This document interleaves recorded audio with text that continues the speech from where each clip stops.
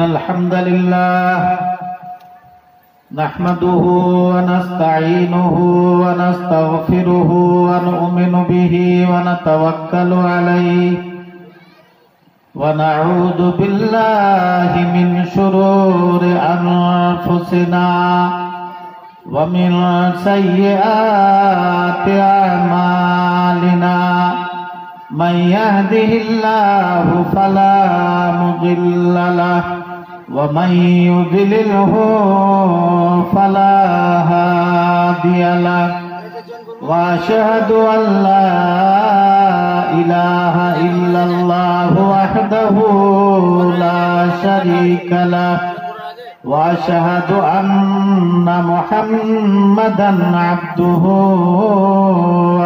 ورسوله الذي أرسله بالحق بشيرا ونذيرا وداعيا إلى الله بإذنه وسراجا منيرا أما بعد فأعوذ بالله من الشيطان الرجيم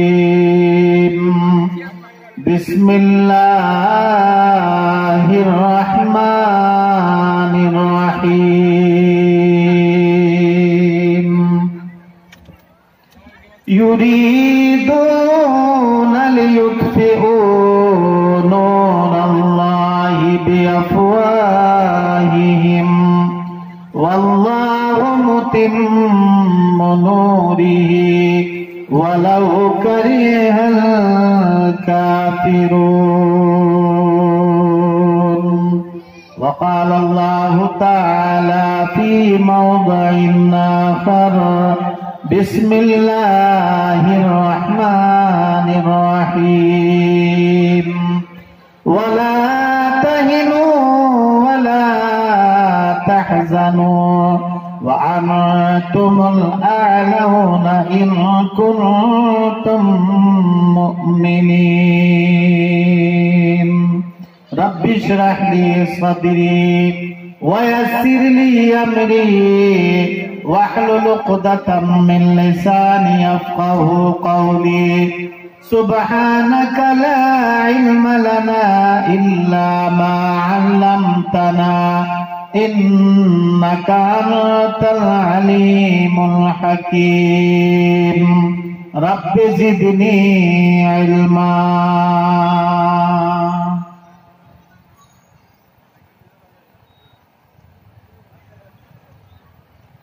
খোদা গো তোমায় মোরা ডাকতে জানি না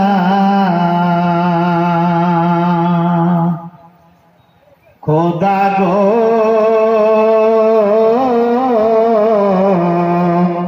তোমায় মোরা ডাকতে জানি না ডাকার মতো ডাকিলে খোদা তুমি কেন শুনবে না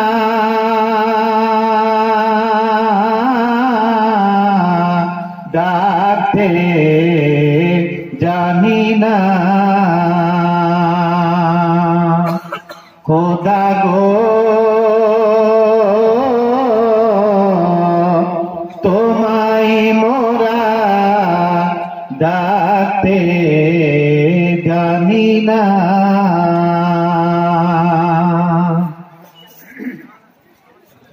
এক দেখেছেন মুসা নবী তুর পাহাড়ে গেছেন চলি এক দেখেছেন মুসা নবী তুর পাহাড়ে গেছেন চলি খোদার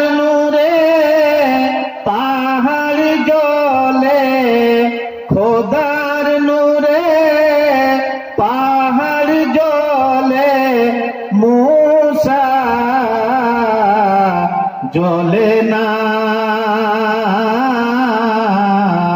ডাকতে জানি না।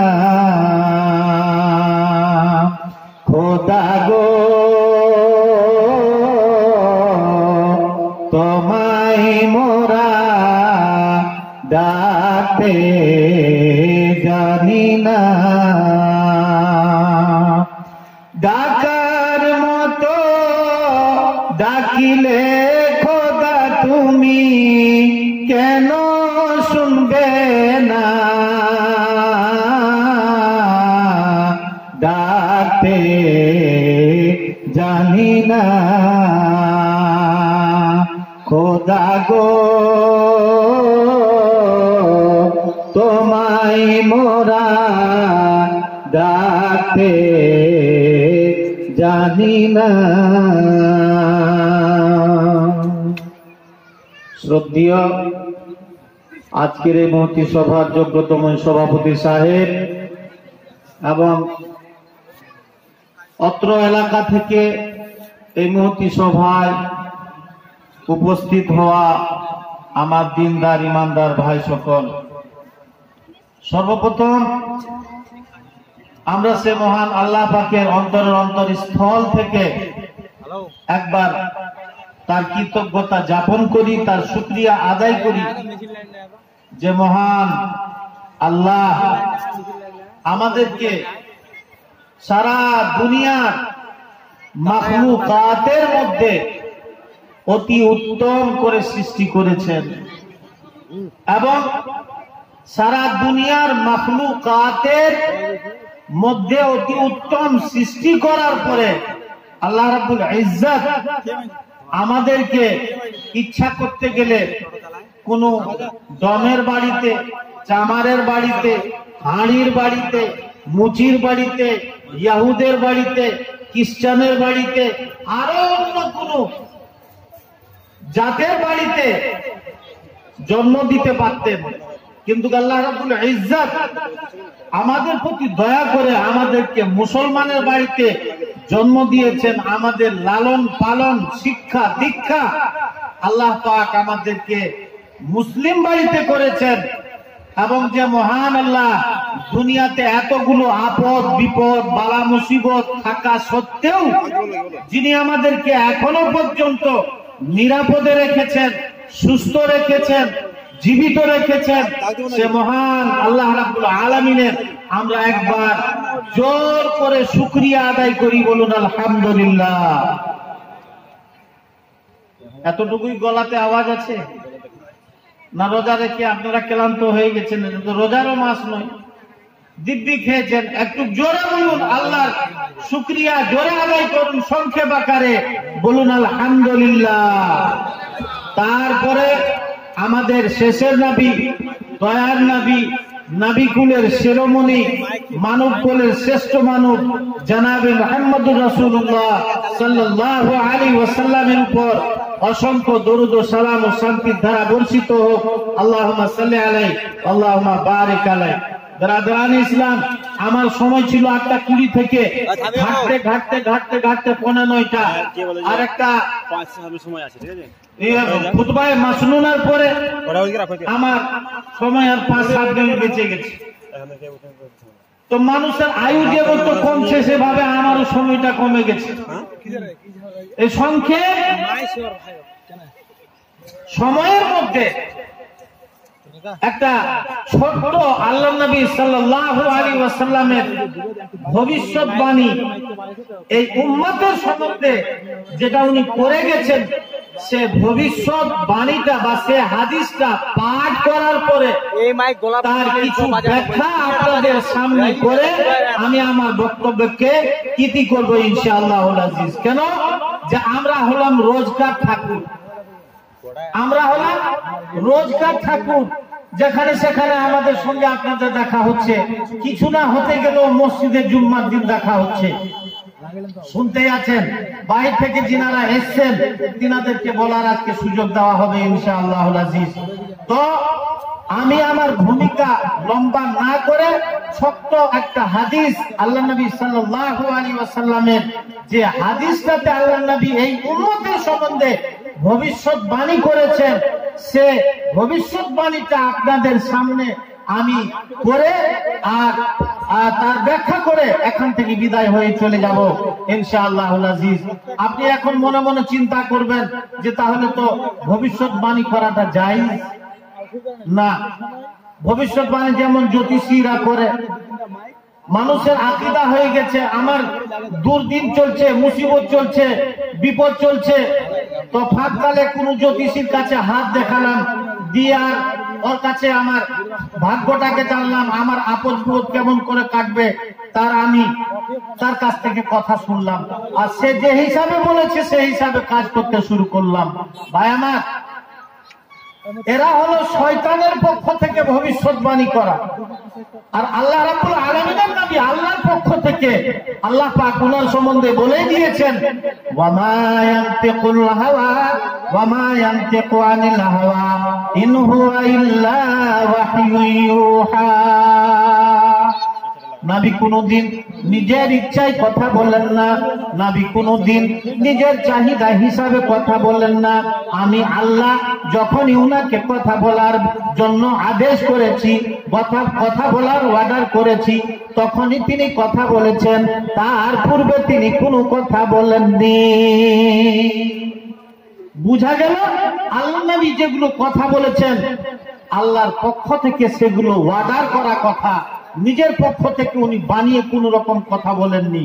বেরাদারানে ইসলাম, আল্লাহ নবী কি বলেছেন এই উম্মতের পতনের সম্বন্ধে, এই যে পতন চলছে সে সম্বন্ধে কি বলেছেন?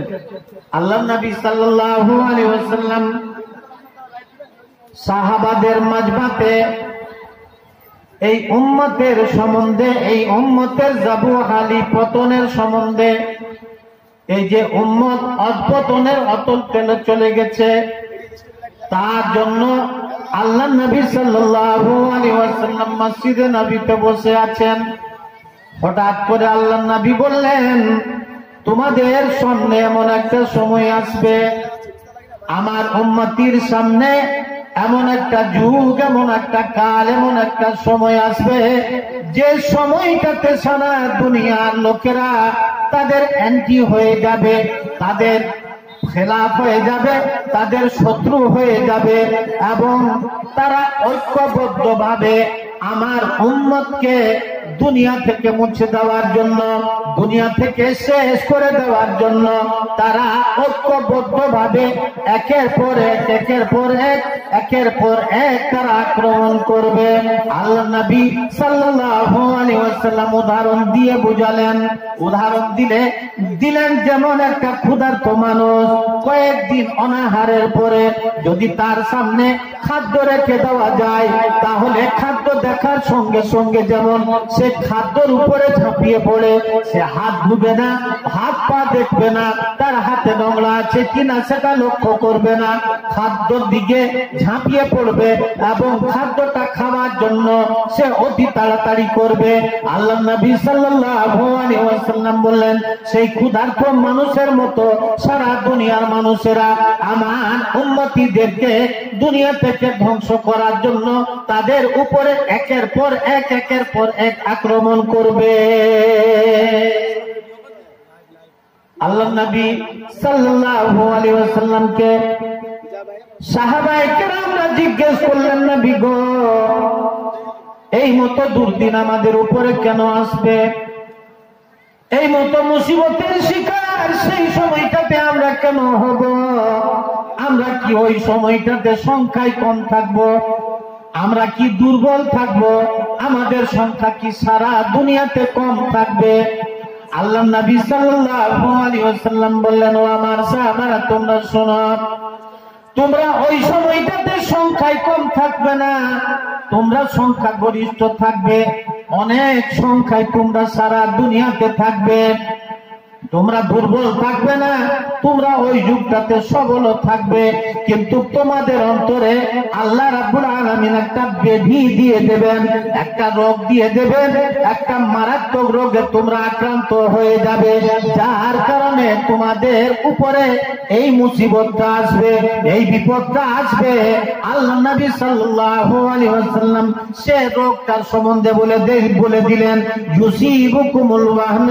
আল্লাহ রাব্বুল আলামিন যে রোগটা সেই সময়টাতে তোমাদের অন্তরে ঢেলে দিবেন, তোমাদের অন্তরে দিয়ে দিবেন, সেই রোগটার নাম হলো ওয়াহন। আল্লাহ নবী সাল্লাল্লাহু আলাইহি ওয়াসাল্লাম সেই ওয়াহনের আবার ব্যাখ্যা করে দিলেন, হুব্বুদ দুনিয়া ওয়া কারাহিয়াতুল মউত। ওয়াহনের ব্যাখ্যা হলো তোমরা ওই সময়টাতে দুনিয়াকে বেশি বেশি ভালোবাসবে, দুনিয়ার মোহে তোমরা পাগল হয়ে যাবে, দুনিয়া অর্জন করার ক্ষেত্রে তোমরা পরকালকে ভুলে যাবে, মরণকে ভুলে যাবে, তোমাদের মরণ বলে কোনো চিন্তা থাকবে না, আর দুনিয়াকে বেশি বেশি ওই সময়টাতে তোমরা সঞ্চয় করবে, যার কারণে তোমাদের উপরে তোমাদের শত্রুরা একের পর এক আক্রমণ করবে এবং তোমাদেরকে দুনিয়া থেকে শেষ করে দেওয়ার জন্য ষড়যন্ত্র তৈরি করবে। এটা একটা হাদিস, আল্লাহ নবীর ভবিষ্যৎবাণী। আপনি এই ভবিষ্যৎবাণীর উপরে কথাটাকে কতটুকু মূল্যায়ন করবেন আর করবেন না সেটা আপনার ব্যাপার, কিন্তু একটু শুধু আপনাদের নলেজটাকে আমি ঘুরিয়ে দিতে চাই, আপনার ব্রেনটাকে আমি ঘুরিয়ে দিতে চাই। আপনি আপনার ব্রেনটাকে একটু ঘুরান। কি সারা পৃথিবীর জনসংখ্যা কত? সারা পৃথিবীর জনসংখ্যা বর্তমান যুগে 850 কোটির ঊর্ধ্বে। সারা পৃথিবীর জনসংখ্যা বর্তমান যুগে 850 কোটির ঊর্ধ্বে, 850 কোটি থেকে বেশি হবে। তার মধ্যে একটা হবে, তার মধ্যে আপনি দেখেন 850 কোটির ঊর্ধ্বে যদি মুসলমানের জনসংখ্যা সারা দুনিয়াতে 850 কোটি যদি মানুষের জনসংখ্যা হয় সারা দুনিয়াতে, তার মধ্যে মুসলমানের সারা দুনিয়াতে জনসংখ্যা হলো 100 থেকে 150 কোটি। ভাই আমার, আপনি আমার কাছে যেহেতু সময় নাই, সারা দুনিয়াতে আপনাকে আমি দেখাতাম যে সারা দুনিয়াতে মুসলমানের কোন জায়গাতে কত পার্সেন্টেজ আছে।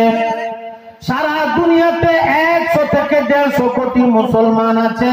ভাই আমার, 150 কোটি মুসলমান সারা দুনিয়াতে বর্তমান যুগে বসবাস করা সত্ত্বেও আজকে সারা দুনিয়াতে আপনি দেখেন মুসলমানের অবস্থা কেমন।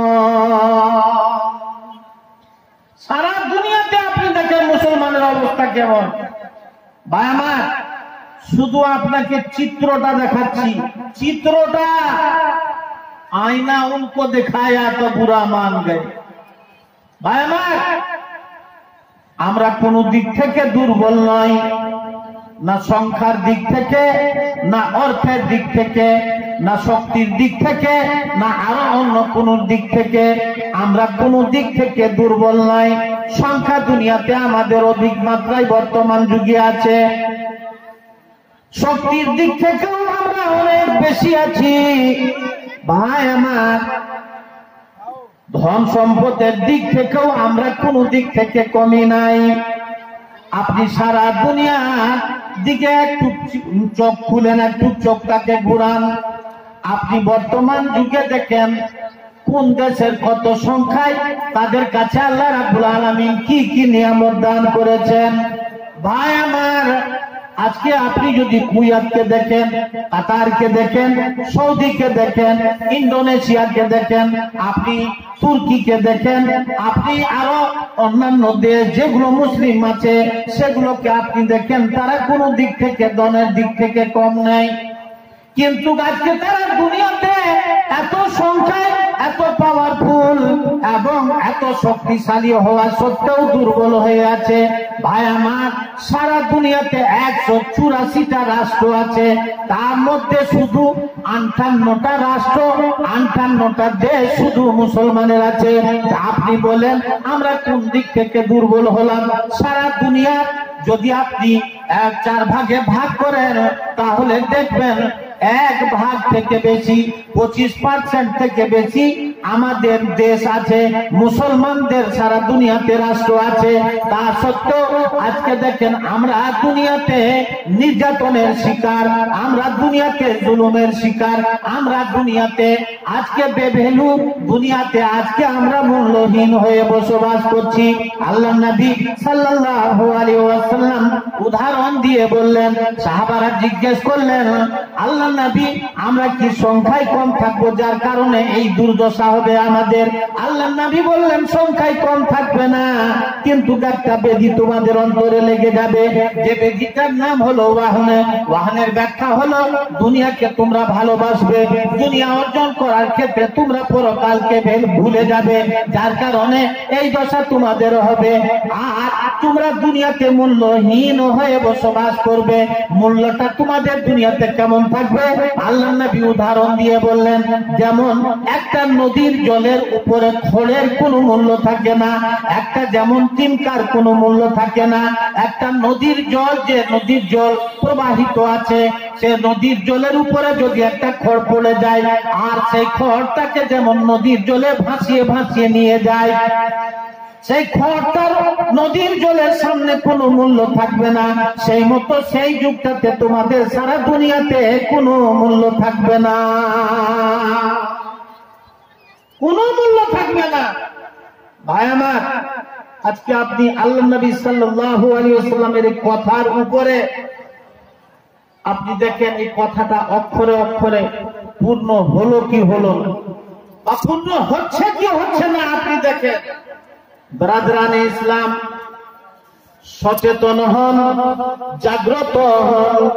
সারা দুনিয়ার জাতিরা জাগ্রত হয়ে গেছে, সচেতন হয়ে গেছে, সজাগ হয়ে গেছে।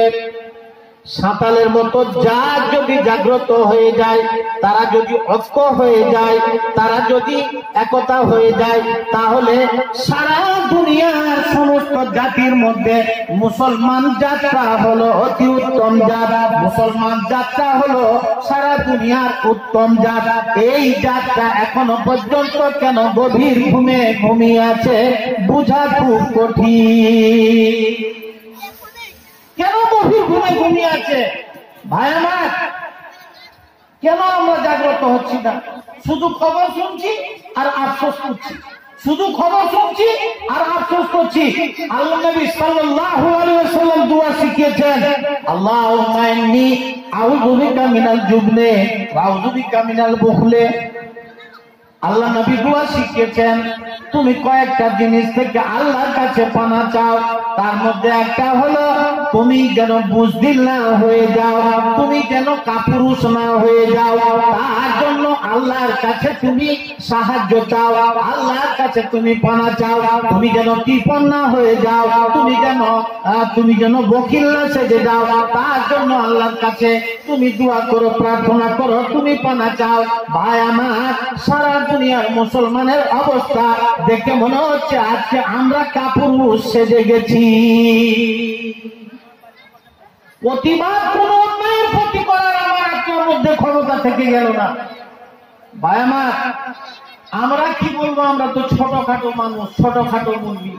আরে আমাদের উপরে যারা নেতা সেজে আছে, আমাদের উপরে যারা রাজত্ব করছে, আমাদের যারা লিডার, তারা নীরব, তারা গভীর ঘুমে ঘুমিয়ে আছে।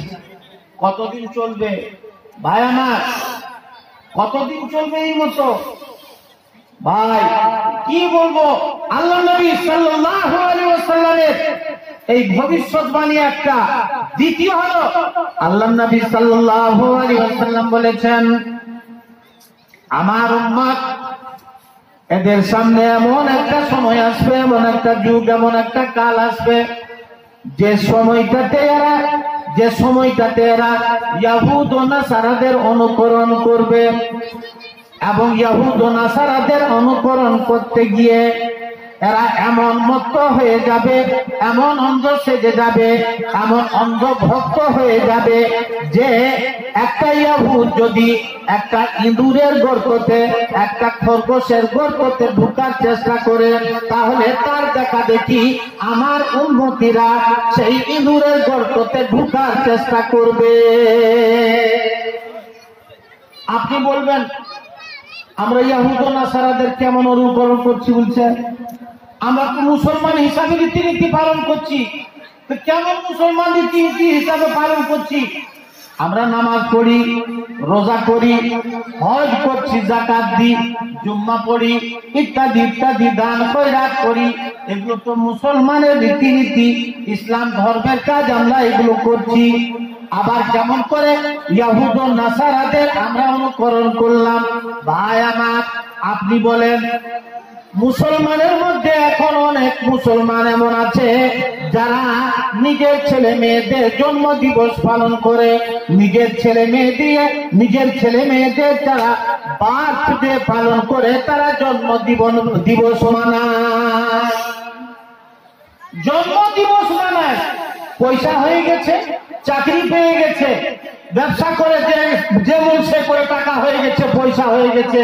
এখন মুসলমানের বেশিরভাগ ছেলে মেয়েদের জন্ম দিবস পালন করা হচ্ছে। ভাই আমার, কতগুলো দেখবেন আপনি জন্ম দিবস পালন করা মুসলমান। এই জন্ম দিবস পালন করার নিয়মটা ইসলামে আছে? ইসলামে আছে না। কতগুলো মানুষকে দেখবেন কেক নিয়ে যাচ্ছে। কি আছে ভাই প্যাকেটের মধ্যে? বলে কেক আছে। কিসের জন্য কেক নিয়ে যাচ্ছেন বাড়িতে? বলে আর বলিয়েন না, ছেলেটার মেয়েটার ওই তো বলে জন্ম দিবস পালন করতে হবে নাকি। আর জন্ম দিবস পালন করতে গেলে তো কেক নিয়ে কাটতে হবে, বন্ধু বান্ধবকে তার নিমন্ত্রণ করে দিয়েছে, এটা না করতে গেলে সে তার বন্ধু বান্ধবের কাছে ছোট হয়ে যাবে। যার কারণে এটা অনিচ্ছাকৃত ভাবে করতেই হচ্ছে। বল ভাই আমার, করছে কি করছে না আপনি দেখেন। কতগুলো মুসলমান আপনি ফেসবুকে লেখেন আজকে এর জন্মদিন, আজকে ওর জন্মদিন, আর তাকে বাধাই দিচ্ছে, শুভেচ্ছা জানাচ্ছে, হ্যাপি বার্থডে, হ্যাপি বার্থডে বলে। এই জন্ম দিবসটা কার আবিষ্কার করা? কার আবিষ্কার করা? 25শে ডিসেম্বর বড়দিন হয়। এই 25শে ডিসেম্বরে আল্লাহু আকবার, আমি একটা দোকানে পান নিচ্ছি, তো বলছে মৌলভী সাহেব কি বলবো, খ্রিস্টানরা যত কেক নিয়ে যাচ্ছে না 25 ডিসেম্বরে, তার থেকে বেশি হিন্দু আর মুসলমান নিয়ে যাচ্ছে কেক। তো 25 ডিসেম্বরে কি হয়?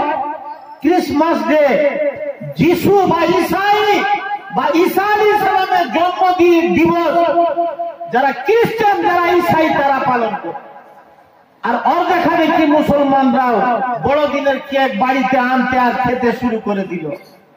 ভাই আমার, এই জন্য আল্লামা ইকবাল, আমাদের পতন তো এমনি হয়নি, আমরা তো মুসিবতের শিকার এমনি হয়নি দুনিয়াতে, আমরা তো আজকে নির্যাতনের শিকার এমনি হয়নি, আমাদেরও দোষ ত্রুটি আছে। দোষ না হতে গেলে কেউ কাউকে মারবে না। তো দোষটা কি? আল্লামা ইকবাল কতদিন আগে বলে গেছেন, কতদিন আল্লামা ইকবাল বলে গেছেন, আপনি কথাটাকে মিলান। অন্তপক্ষ 100 বছর পার হয়ে গেল।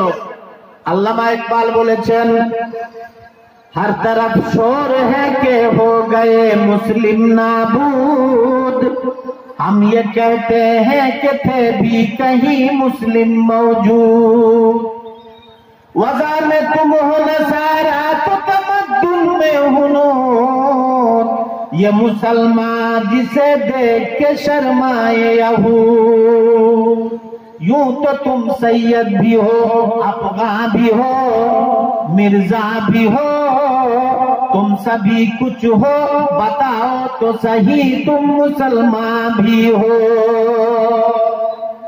भाई আমার, আল্লামা ইকবাল বলেছেন, हर तरफ शोर है कि हो गए मुस्लिम नाबूद, চতুর্দিকে হাহাকার মচে গেছে। খবর শুনেন, পেপারে দেখেন, পত্রিকায় দেখেন, ফেসবুকে দেখেন, হোয়াটসঅ্যাপে দেখেন, যে কোনো জায়গাতে মুসলমান নির্যাতনের শিকার, যে কোনো জায়গাতে মুসলমান নিধন, যে কোনো জায়গাতে মুসলমানের চর্চা।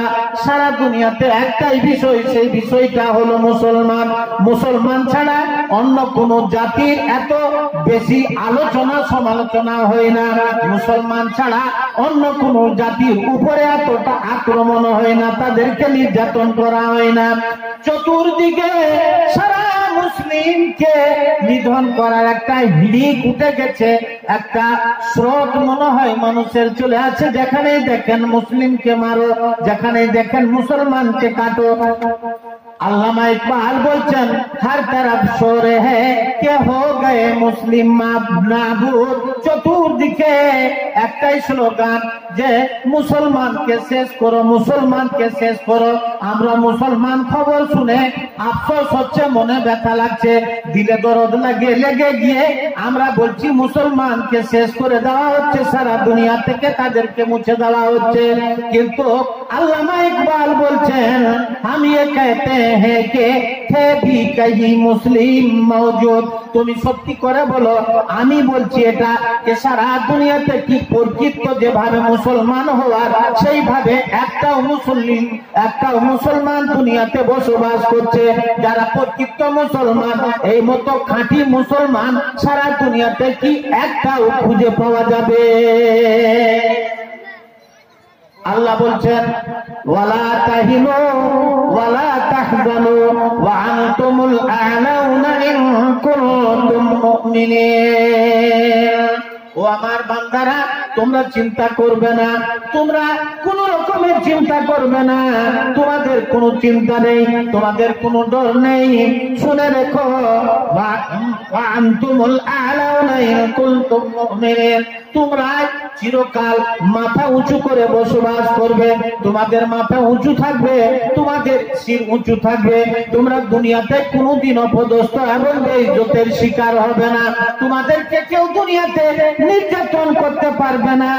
শর্ত হলো, যদি তোমরা পাকা মুসলমান হয়ে যাও, যদি তোমরা খাঁটি মুসলমান হয়ে যাও। আল্লাহ ইজ্জতটাকে তিন ভাগে ভাগ করেছেন, তিন জায়গায় ভাগ করেছেন। কে কে ইজ্জতওয়ালা? আল্লাহ পাক বলছেন, ওয়ালিল্লাহিল ইজ্জাত ওয়ালিরাসূলিহি ওয়ালিল মুমিনিন। আল্লাহর জন্য ইজ্জত, আল্লাহ রাব্বুল আলামিন সব ইজ্জতের মালিক হলেন। আল্লাহর মতো সম্মানী কেউ হতে পারবে না। এই জন্য আল্লাহ সব রকমের প্রশংসা। আল্লাহকে আল্লাহ জাল্লা জালালাহু বলা হয়। আল্লাহর জন্য ইজ্জত, আল্লাহর ইজ্জতের পরে আল্লাহ পাক বলছেন ওয়ালির রাসূল। যারা দুনিয়াতে রাসূল এসেছেন, আল্লাহ পাক যে যতগুলো মানুষকে রাসূল বানিয়েছেন, যতগুলো রাসূল দুনিয়াতে প্রেরণ করেছেন, তারা হলো সম্মানীয়, তারা হলো ইজ্জতওয়ালা, তারা হলো সম্মানীয় ব্যক্তি। সারা দুনিয়ার মানুষের মধ্যে রাসূল হলেন আল্লাহর পরে ইজ্জত এবং সম্মানীয় ব্যক্তি। তারপরে আল্লাহ রাব্বুল আলামিন বলছেন ওয়ালিল মুমিনিন। যারা দুনিয়াতে ঈমানদার সেজে থাকবে, যারা দুনিয়াতে মুমিন হয়ে থাকবে, যারা দুনিয়াতে প্রকৃত খাঁটি মুসলমান হয়ে থাকবে, তারাও হলো দুনিয়ার সম্মানীয় ব্যক্তি, দুনিয়ার ইজ্জতদার ব্যক্তি। আমি ঈমান হারা মুসলমানের খুঁজে বেড়াচ্ছি, ইজ্জত কোথায় পাবো? কে ইজ্জত করবে? কে সম্মান দিবে? সম্মান এমনি পাবে, ভিতরে কিছু থাকবে, তবে তো আপনি সম্মান মানে ইজ্জত পাবেন। আমাদের পূর্বপুরুষরা তারা মুমিন ছিলেন, তারা খাঁটি মুসলমান ছিলেন, তাদেরকে আল্লাহ ইজ্জত দিয়েছিলেন, তাদেরকে আল্লাহ সম্মান দিয়েছিলেন। সম্মান কত? অর্ধেকটা পৃথিবী তারা রাজত্ব করে দুনিয়া থেকে চলে গেছেন, এটা ইতিহাস। আর যেদিন থেকে আমি আপনি বেঈমান সেজে গেছি, বেঈমানে পরিণত হয়ে গেছি, সেদিন থেকে দুনিয়াতে আমি আপনি লাঞ্ছনার শিকার হয়ে গেছি। ভাই আমার, ইজ্জত সব মাটি হয়ে গেল, নত হলো উঁচু শির। যারা ছিল চির মোদের গোলাম তারাই হয়েছে মহান বীর। ইজ্জত সব মাটি হয়ে গেল, নত হলো চুষির। যারা ছিল চির মোদের গোলাম তারাই হয়েছে মহান বীর। তোমায় ভুলেছি, কোরআন ছেড়েছি, তাই বুঝি অপমান। কাফেরের হাতে নিধন হতেছে কি করে মুসলমান, আল্লাহ কি করে মুসলমান। তোমার দুনিয়ায় দুশ্মনী লীলা চেয়ে দেখো রহমান। কাফেরের হাতে নিধন হতেছে কি করে মুসলমান, আল্লাহ কি করে মুসলমান। আল্লাহ নবী দুনিয়া থেকে চলে যাওয়ার আগে সারা দুনিয়ার মানুষকে, নিজের উম্মতীদেরকে সচেতন করে চলে গেলেন। আল্লাহ নবী সাল্লাল্লাহু আলাইহি ওয়াসাল্লামকে জিজ্ঞেস করা হলো, নবী গো, আপনার পরে আমাদের গাইড আর কেউ দুনিয়াতে করবে না, আমাদের পথ প্রদর্শক কেউ আর দুনিয়াতে থাকবে না, আমাদের রাহনুমা কেউ থাকবে না। আমরা কার অনুকরণ করব, কাকে আমরা শ্রদ্ধা করব, কিভাবে আমরা দুনিয়াতে চলব, যে আমরা এই ইজ্জত সম্মান নিয়ে দুনিয়াতে বসবাস করব। আপনি আমাদেরকে কিছু কথা বলে যান। আল্লাহ নবী সাল্লাল্লাহু আলাইহি ওয়াসাল্লাম ইন্তেকাল হয়ে যাওয়ার আগে আগে সারা দুনিয়াবাসীকে, নিজের উম্মতীদেরকে সোনার অক্ষরে লেখার মতো একটা ফর্মুলা দিয়ে গেলেন। আল্লাহ নবী সাল্লাল্লাহু আলাইহি ওয়াসাল্লাম বললেন, তারাক্তু ফীকুম আমরাইন লাম তাযিল্লু মা তামাসসাকতুম বিহিমা কিতাবুল্লাহি ওয়া সুন্নতি। ও আমার উম্মতিরা, তোমরা শুনে দেখো, তোমরা দুনিয়াতে কোনোদিন অপদস্থর শিকার হবে না, বেইজ্জত তোমাদেরকে কেউ করতে পারবে না। যতই বড় তোমাদের শত্রু হয়ে যাক, আল্লাহ রাব্বুল আলামিন তোমাদের সদা সর্বদা হেফাজত করবেন। তোমরা উঁচু শিরে বসবাস করবে। সে অত্যাচারী যদি কারুনের মতো হয়ে যায়, ফেরাউনের মতো হয়ে যায়, হামান এবং নামরুদের মতো হয়ে যায়, তাও তোমাদেরকে কেউ দুনিয়া থেকে মুছে দিতে পারবে না, তোমাদেরকে কেউ বেইজ্জত এবং অপদস্থ করতে পারবে না। শর্ত হলো, যদি দুইটা জিনিসের উপরে, দুইটা বিষয়ের উপরে, যদি দুইটা ফর্মুলার উপরে যদি তোমাদের জীবন যাপন থাকে, তোমরা যদি দুইটা জিনিসকে নিজের জীবনে বাস্তবায়িত করতে পারো, তাহলে দুনিয়াতে তোমরা কোনোদিন অপদস্থ এবং বেইজ্জতের শিকার হবে না। সেই দুইটা জিনিস হলো কিতাবুল্লাহি ওয়া সুন্নতি রাসূল। আল্লাহ নবী বললেন, যদি তোমাদের কোরআনের উপরে আমল থাকে, তাহলে দুনিয়াতে তোমরা কোনোদিন নত হবে না।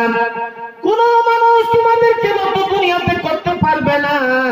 আর আমার তরিকা, আমার সুন্নাতের উপরে যদি তোমাদের আমল থাকে, এই দুইটা জিনিসকে যদি তোমরা আঁকড়ে ধরে থাকো, তাহলে পৃথিবীতে, দুনিয়াতে, পৃথিবীতে তোমাদেরকে কেউ অপদস্থ বেইজ্জত করতে পারবে না। তোমরা কোনোদিন লাঞ্ছনার শিকার হবে না। আপনি এখন বলেন, আমি এখন বলি, বুকে হাত দিয়ে বলি, এই দুইটা জিনিসের উপরে কি আজকে আমাদের আমল আছে? নেই। নেই তো কি হবে অবস্থাটা? ভাই আমার, আমাদের আসল হলো কোরআন এবং হাদিস। যদি কোনো জিনিস নিজের আসলটাকে ছেড়ে দেয়, তাহলে সে দুনিয়াতে আর বাঁচতে পারে না, তার ধ্বংসটা অনিবার্য, তাকে দুনিয়া থেকে শেষ হয়ে যেতে হবে। যেমন মাছের আসল হলো পানি। একটা মাছকে যদি আপনি পুকুর থেকে উঠিয়ে নেন, নদী থেকে উঠিয়ে নেন, আর ডাগাতে, শুকনো জায়গাতে যদি রেখে দেন, তাহলে সেই মাছটা পানি ছাড়া কোনোদিন বাঁচতে পারবে না, সে শেষ হয়ে যাবে। আল্লাহ নবী সাল্লাল্লাহু আলাইহি ওয়াসাল্লাম বলেছেন, তোমরা যদি নিজের বাড়িতে সাপ দেখে নাও তাহলে খবরদার তোমরা তাকে তাড়াতাড়ি করে মারবা না, তোমরা তাড়াতাড়ি তাকে প্রহার করে শেষ করবা না। কেন যে বাড়ির মধ্যে যদি তোমরা সাপ দেখো তাহলে সেটা জিনও হতে পারে। সেই জন্য তোমরা বাড়ির মধ্যে সাপ দেখতে গেলে 3 বার তাকে তোমরা বলো, তুমি যদি অন্য কোনো বস্তু হয়ে থাকো সাপ বাদ দিয়ে, তাহলে তুমি বাড়ি ছেড়ে চলে যাও। আমরা তোমার কোনো ক্ষতি করতে চাই না, আর তোমার কাছ থেকেও আমরা কোনো ক্ষতি চাই না। ভাই আমার 3 বার বলার পরে নবী সাল্লাল্লাহু আলাইহি ওয়াসাল্লাম বলেছেন, যদি 3 বার বলার পরেও সেই সাপটা বাড়ি থেকে না যায়, তাহলে 4th বার তুমি তাকে প্রহার করো, তাকে মেরে ফেলে দাও, কোনো দোষ হবে না। আর যদি তুমি তাকে 3 বার এই কথাটা না বলার পরেও চট করে তুমি যদি তাকে মারো আর মেরে শেষ করে দাও, তাহলে তোমার ক্ষতি হয়ে যেতে পারে। কেন যে জিনকে আল্লাহ রাব্বুল আলামিন ক্ষমতা দিয়েছেন, সে বিভিন্ন রকমের আকার আকৃতি করতে পারে, বিভিন্ন রকমের সে রূপ ধারণ করতে পারে। জিন যদি একটা সাপের রূপ ধারণ করে মানুষের কাছে আসে, তাহলে বাঁচবে না। কেন যে নিজের আসলটাকে ছেড়ে দিয়েছে। ভাই আমার, যে কোনো জিনিসের আসল আছে, আসল থেকে তাকে যখন সরিয়ে দেবেন সে ধ্বংস হয়ে যাবে, শেষ হয়ে যাবে। মুসলমানের আসল কি? কোরআন এবং হাদিস। এই কোরআন হাদিস থেকে যেদিন আমি আপনি দূর হয়ে গেছি, দূর সরে গেছি, আমল করি না, ধার ধারি না, সেদিন থেকে দুনিয়াতে আমার আপনার দুর্দিন হয়ে শুরু হয়ে গেছে, আর দুর্দিন চলছে। ভাই আমার, যদি এখনো আমি আপনি সজাগ না হই, আল্লাহ রাসূলকে যদি না ধরি, কোরআন হাদিসের উপরে যদি আমল না করি, এই বক্তব্যগুলোকে শুধু যদি মনোরঞ্জন সহকারে শুনি, এটাকে যদি আমলে পরিণত না করি, তাহলে সময় আছে, সেই সময়টা বেশি দূর নাই, অতি কাছে চলে এসে, যে সময়টাতে আমার পূর্বপুরুষেরা, আমাদের পূর্বপুরুষেরা যেমন দুনিয়া থেকে শেষ হয়ে গেছেন, সেই মতো আমরাও দুনিয়া থেকে শেষ হয়ে যাব। নির্যাতনের শিকার হব, বেইজ্জতের শিকার হব, অপদস্থর শিকার হব, আমাদের জানমাল আব্রু ইজ্জতের কেউ হেফাজত করবে না। ভাই আমার, সেই দিন আমাদেরকে জালিমের হাত থেকে রক্ষা করার মতো আর কেউ হবে না। সময় আছে, আল্লাহকে ধরেন, রাসূলের তরিকা মেনে চলেন, আল্লাহকে ডাকেন এই বিপদের সময়, নচেত বাঁচার কোনো রাস্তা নাই। চতুর্দিক থেকে আপনার রাস্তা বন্ধ হতে আসছে, বন্ধ হয়ে যাচ্ছে। আপনি মানেন আর না মানেন, মানো তো मैं गंगा माँ हूँ, না মানো তো বেহতা পানি। আমার দোস্ত, আমার বন্ধু, আমার বড় ভাই, আমার ক্লাস সাথী মাওলানা আব্দুল কাহির, উনি আপনাদের সামনে উপস্থিত হয়ে গেছেন। আমি শুধু আপনাদেরকে একটা বার্তা দিয়ে গেলাম, মনে যদি ভালো লাগে আমল করবেন, না মনে লাগে আপনি মনের মালিক, ইচ্ছার মালিক, যা মন তা করেন। আল্লাহর কাছে দোয়া করব, আল্লাহ তুমি আমাদেরকে নির্বোধ তৈরি করোনি, আল্লাহ আমাদেরকে ভালো মন্দ পার্থক্য করার মতো জ্ঞান দিয়েছো, বিবেক দিয়েছো। আল্লাহ এতগুলো মুসিবত পাওয়ার পরেও যদি আমরা সচেতন না হয়, তাহলে আমরা আর কি করব? ভাই, আল্লাহ তুমি আমাদেরকে, আল্লাহর কাছে দোয়া করি, আল্লাহ তুমি আমাদেরকে সজাগ বানাও, সচেতন করো, এবং আমাদেরকে, আমাদের ঘুমটাকে তুমি ভাঙো। আল্লাহ আমাদেরকে জালিমের অত্যাচার থেকে বাঁচাও। আল্লাহ আমরা যেন জালিমের অত্যাচার থেকে বাঁচতে পারি, আমাদের জানমাল আবরু ইজ্জতের জন্য হেফাজত হতে পারে বা হয়, তা তুমি আমাদের সকলকে তৌফিক দাও। আমিন। ওয়া আখিরু দাওয়ানা আলহামদুলিল্লাহি রাব্বিল আলামিন। ওয়া আসসালামু আলাইকুম ওয়া রাহমাতুল্লাহ।